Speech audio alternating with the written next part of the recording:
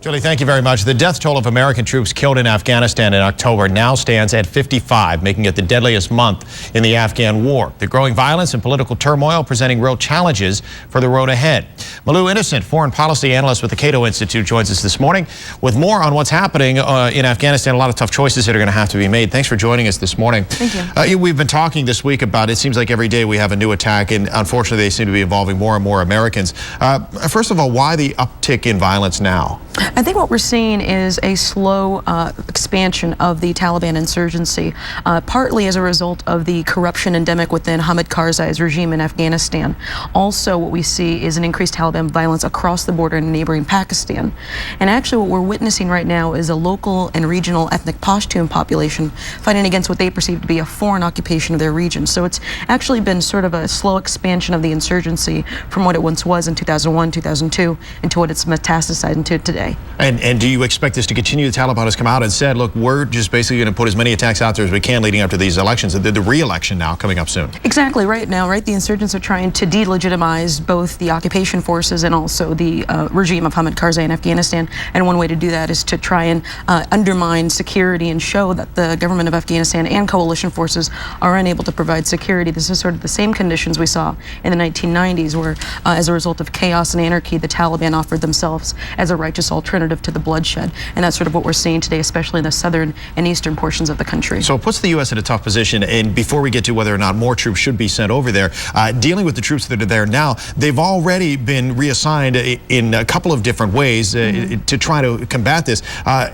Do we need to narrow the focus of what we're doing over there? Absolutely, absolutely. I hope you brought that up. I hope that the Obama administration begins to narrow their objectives and narrow who it is we're trying to target. In 2001, the target was Osama bin Laden's al-Qaeda network responsible for 9/11. But ever since, we've seen a slow mission creep. And now we're beginning to see, as I mentioned earlier, sort of the expansion of the insurgency.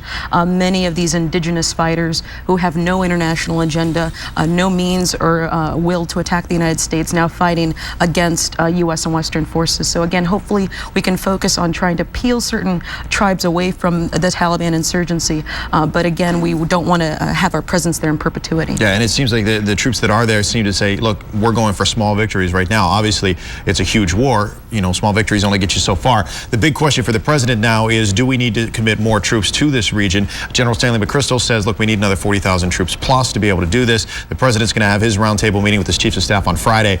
What works at this point? Well, we've already had a surge of troops earlier this year. We must remember that on top of the 21,000 that was approved by President Obama earlier this year, there was also a surge of civilian forces, but 80% of those civilians were DOD people in civilian clothes. So there has been a surge earlier this year. And what we need to recognize is if the Iraq model is supposedly, according to some, going to be the model used for Afghanistan, that required a decentralized approach of sort of understanding and negotiations with various tribes and warlords, as was done in Iraq and might be applied within Afghanistan. And that requires sort of the slow immersion of U.S. troops with villagers, with locals. And you can do that with present forces. You don't need to surge the extra 40,000 troops.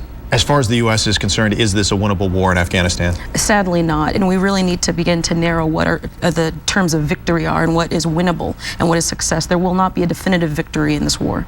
All right, and is that just in part because if you defeat one faction, something else is going to open up somewhere else? Exactly, and that's sort of the problem with counterinsurgency. If you kill one militant, there's a possibility as a result of collateral damage that you lead to the recruitment of 50 more. All right, so what is the strategy then at this point?